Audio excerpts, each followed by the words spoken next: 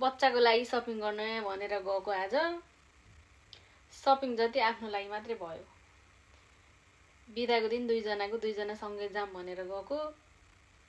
त्यहाँ गएछौँ के किनम भछ। आफ्नो लागि झ्याम किनेर घर आएँ। तिमी नाच्यौ पहिला सुरु आफै किनौ लाउनु। हजुर फेरि ठुलो कपडा हेर्न जानुहुन्छ अनि आफू लाउनु त पर्यो नि त नि यार। न बच्चाको पनि के सानतिर जाँदै जानुहुन्न यत्रै आउँछ सोच्नु भयो क्या हजुरले। हो ठुलो यत्रै निकाल्छ। एबिसी मार्टमा यत्रो जुत्ता हेर्न जानुभयो त्यो बच्चाको। त्यो आफूलाई हेर्न गएको थियो बच्चाको न्यु पारेर पहिला सुरु आफूलाई यसो मिलेको रहेछ केही सेल लागेको रहेछ भने किनौला भनेर भने फेरि भोलि पनि जानु पर्यो। पर्यो अब के हो नि त।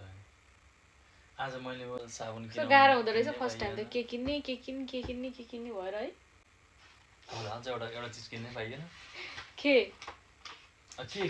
उहाँ बच्चाको कपडा किन्न गए मान्छे भाइरल साबुन किन्छु भनेर हैरान।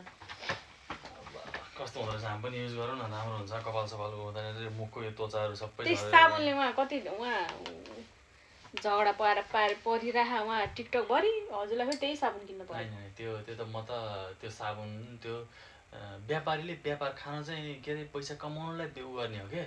उसले एउटा साबुनको चाहिँ कसैले किन्छ पैसा हाल्न रेडी छ भने त्यो साबुनलाई उसले 10,000 पनि त्योमा पनि बेच्न सक्छ क्या।